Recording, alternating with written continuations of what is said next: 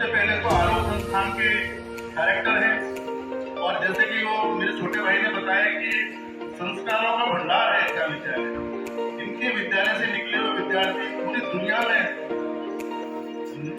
जो है परचम लहरा रहे हैं। उन्होंने अपना परिवार का नाम, विद्यालय का नाम बहुत ऊंचा किया है। इसके साथ ही आपकी पहचान है जो भारतवर्ष में जो लोक संवर्धन के आयोजन होते हैं वो शुरुआत करने का आपका और आपके आदरणीय पिताश्री श्री श्यामला जी कुमावत की देन है।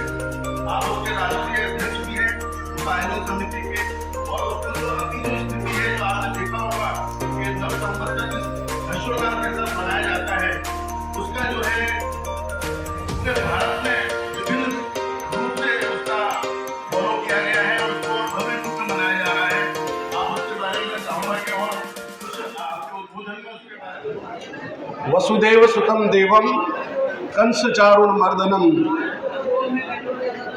देवकी परमानंदम कृष्णम वंदे जगत गुरु। भगवान श्री कृष्ण के इस प्रागट्य उत्सव पर आप सभी संपूर्ण भारतवर्ष से पधारे हुए शतरंज के सभी खिलाड़ी, परम आदरणीय स्वर्गीय रमेश जी भारद्वाज जिनकी स्मृति में आज इस आयोजन को ये स्वरूप प्रदान किया गया है, उनके वंशधर, उन्हीं के सुपुत्र जिनके बारे में मैं कहूँ मुझसे बहुत जुड़े हुए थे और बहुत मुलाकात मेरी उनकी बहुत रही, बहुत अल्प समय में चले गए, ऐसे डॉक्टर प्रशांत भारद्वाज जिनका अभी कुछ ही समय पहले देहावसान हुआ और समय चले गए। इन दोनों दिवंगत आत्माओं को मैं नमन करते हुए मुझे आज यहाँ पर आमंत्रित करने वाले मेरे परम मित्र आदरणीय संजीव जी भारद्वाज, भाई राजीव जी, विकास जी, जो पूरा परिवार इनका, भाई राजेंद्र और सारे लोग इस शतरंज के लिए लगे हुए हैं। और चेस इन लेक सिटी नहीं बल्कि मैं चेस इन मेवाड़ और चेस इन राजस्थान में जो एक अपना परचम लहरा रहे हैं ऐसे आदरणीय तुषार जी मेहता, आप सभी को मैं सबसे पहले तो इस बात का साधुवाद करता हूं कि मुझे इतनी बड़ी संख्या में, मैं जब कल राजीव कल आया और बोला कि 400-500 से अधिक लोग, मैंने कहा सवेरे इतनी जल्दी आ जाएंगे कि हाँ बिल्कुल 10 बजे तो हमारा राउंड शुरू हो जाएगा। तो मुझे बहुत आश्चर्य हुआ कि आप लोगों का समर्पण और पेरेंट्स का छोटे छोटे बच्चों को लेकर जो इस तरह से आ रहे हैं, मैं आप सब लोगों को बहुत साधुवाद करता हूं कि आप इस खेल को बढ़ाने में और इस ब्रेन गेम को, यह हमारा सौभाग्य है कि हम इस भारत की भूमि पर पैदा हुए, इस भूमि पर जो कि दुनिया में कोई सी भी ऐसी भूमि नहीं है जिसको भारत माता जैसे नाम दिया गया है, वैसे किसी अमेरिका माता या जापान माता या ऑस्ट्रेलिया माता नहीं कहा जाता, केवल भारत की भूमि को भारत माता कहा जाता है, क्योंकि भगवान कृष्ण इस साक्षात इस धरती पर प्रकट हुए थे आज के दिन। और वो माटी, जिस माटी पे कृष्ण पैदा हुए, उस माटी पर हम पैदा हुए, ये हमारे लिए बहुत गर्व की बात है। आप सबको इस बात की भी जानकारी होगी कि ये शतरंज भारत का खेल है और इस शतरंज के भारत के खेल से सीधा जुड़ा महाभारत से है। जब महाभारत का जो चौसर का जो खेल था उसको ही कालांतर में गुप्त काल में इसको शतरंज नाम दिया गया, इसको बदला गया थोड़ा सा परिवर्तित करके, अन्यथा ये महाभारत कालीन खेल है। और ये गर्व की बात है कि आज पूरी दुनिया में शतरंज खेली जाती है और इसके जो ग्रैंड मास्टर है उनमें 1, 2, 3 संख्या जो है वो भारतवर्ष के खिलाड़ियों की होती है। ये और भी हमारे लिए गर्व की बात है।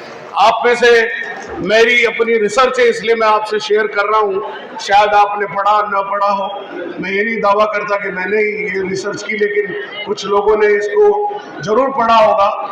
जब गांधारी को जबरन विवाह करा गया धृतराष्ट्र से, तो धृतराष्ट्र चूंकि आंख से अंधे थे स्वाभाविक रूप से गांधारी ने एक ऐसा संकल्प ले लिया जिससे उसके पिताजी को बहुत बुरा लगा और अपने बेटे शकुनी को उन्होंने कहा कि बेटा शकुनी, तुमको एक काम करना होगा, जो होना वो हो गया, मेरी देह जब विसर्जित हो जाए तब इनकी हड्डियों का पासा बनाना और इसी से तुम चौसर खेलना और वहां इस कुरुवंश का सर्वनाश करना।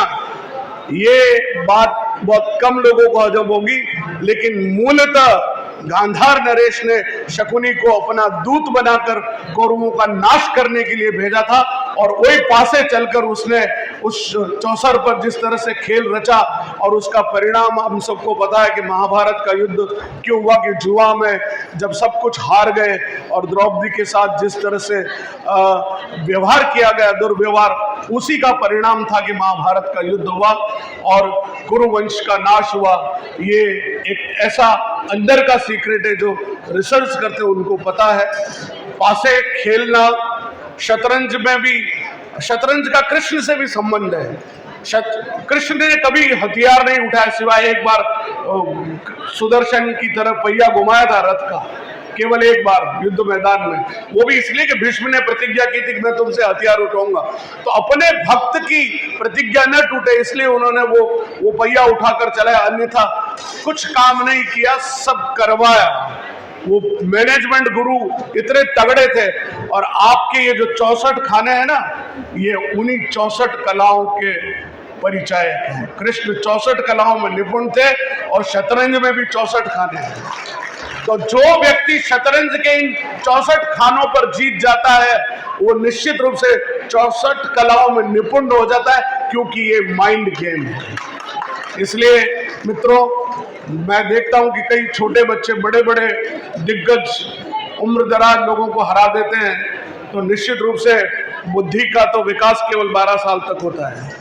ये विज्ञान भी कहता है, साइकोलॉजी भी कहती है कि after 12 years there is no development. जो डेवलपमेंट होना है माइंड का वो 12 साल तक हो जाता है। इसलिए बच्चों को जो 6 से 12 के उम्र में जो बच्चे चेस खेल लेते हैं ना, उनका दिमाग विकसित हो जाता है। तो छोटे बच्चों को जरूर शतरंज खिलानी चाहिए। ज़्यादा बोलने का समय नहीं है, खेलने का समय है। आप सब भी इंतजार कर रहे हैं कि कब ये औपचारिक कार्यक्रम खत्म हो और कब हम अपने उस हॉल में जाकर अपना काम शुरू करें। मैं आप सभी आए हुए लोगों को जो बाहर से आए, इस मेवाड़ की माटी पर जो महाराणा प्रताप की भूमि है, ये मीरा की भूमि है, इस शौर्य और भक्ति की एक अनुपम संगम यदि कोई है तो वो ये मेवाड़ है। जो लोग बाहर से आए हैं उनका मैं इस मेवाड़ के नागरिक होने के नाते उनका हार्दिक स्वागत और अभिनंदन करता हूँ। भारतीयता की ओर बढ़िए। भारत विश्व गुरु बन रहा है, नहीं बन चुका है, बन चुका है। अब ये कहना बंद करिए कि भारत विश्व गुरु हो जाएगा, नहीं, भारत विश्व गुरु है। आज से अब ये कहना शुरू करिए कि हम विश्व गुरु हैं, हम थे और हम हैं। बस आज से ये एक पहल शुरू हो, हमारी अपनी भारतीयता पर गर्व हो। अब भारत के खेल से जुड़े हुए इसको आगे बढ़ाइए। भारतीय नववर्ष को भी मनाने की एक परंपरा संजीव जी ने मुझे कही, तो मैं आपसे निवेदन कर दूं कि 40 साल पहले मेरे पिताजी ने इस अभियान को शुरू किया था। अब हमें गर्व है कि पूरे भारतवर्ष में नहीं, पूरे विश्व में भारतीय नववर्ष चैत्र शुक्ला एकम के दिन मनाया जाता है। हैप्पी बर्थडे और हैप्पी न्यू ईयर करने की बजाय हम अपने नव संवत्सर के अवसर पर नव संवत्सर की शुभकामनाएं दें।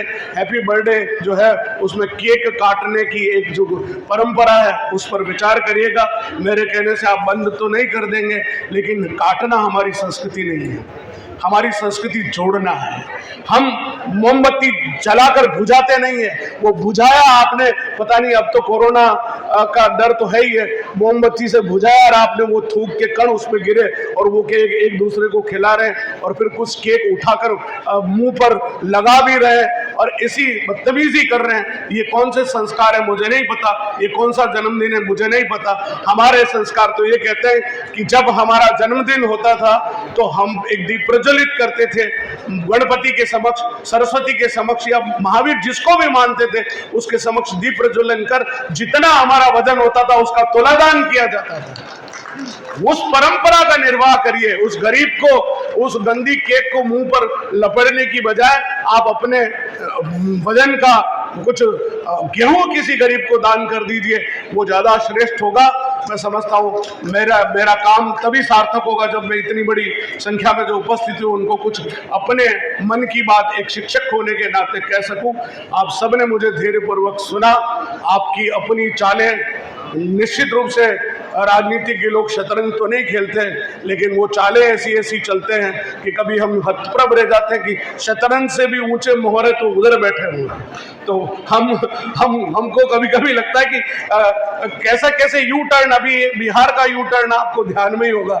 तो शतरंज में बेचारी शर्मा जाती कई बार राजनीतिज्ञों के आगे, लेकिन हमें समाज में रहना है, ये सब समाज का हिस्सा है।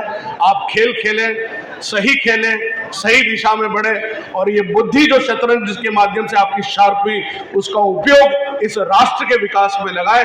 इतना ही मेरा निवेदन। आपने मुझे धैर्यपूर्वक सुना। आपके अंदर बैठे हुए उस श्री कृष्ण को मैं नमन करता हूँ। बहुत बहुत धन्यवाद।